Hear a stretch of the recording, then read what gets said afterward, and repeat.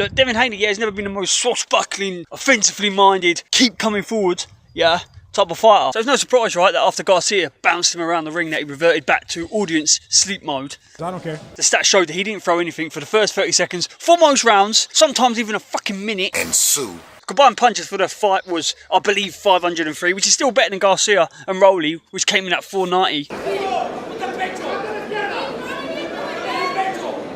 I'm sorry, yeah, but that should be illegal in all 50 states. In fact, the sport of boxing, yeah, should enforce a global rule that kind of targets consistent inactivity during a fight. New rule, yeah, we get our AI overlords to identify extended periods of time where punches aren't thrown. I've empowered you to be a tough guy. If that is the case, the main perpetrator or perpetrators are given a warning. Then if one specific fighter, the following round, continues to prance about for 30 seconds or more without throwing a fucking punch, they're disqualified. All right, I think we've seen enough. What do you think? Or if it's both of them, fights a no contest. Eddie Hearn, yeah, mentioned that Boots may be facing Teo next at 147, but I've also heard Boots may be facing Virgil Ortiz. Boots would much prefer to fight Ortiz over Teo. Boots would just sit there and pick him off. Bing bop boot. There's that uppercut. And as for RYAN GARCIA, yeah, there's no shame in getting knocked down by Rolly. Rolly punches fucking hard. As the fight progressed, yeah, there seems to be zero emphasis from RYAN GARCIA to push on to try and win the fight. I had concerns for Garcia anyway coming into this fight, not just the long layoff, but the fact that the Haney rematch was already being spoken about. It seemed like Ryan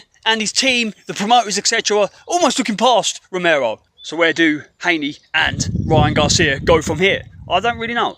Turkey could still push forward with the rematch, but will it still spike the general public's interest now that both of them have had absolute stinker performances at the weekend? Ryan went back and forth with Teo, yeah, at the press conference.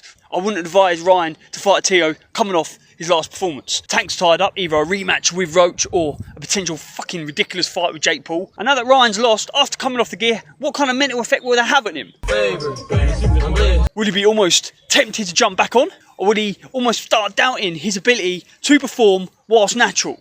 He's still young though, and supposedly in the prime of his career. He's had a tendency in the past to live rather wild. And right now. Due to his age, he's definitely not finished, but his next performance has to be a big one.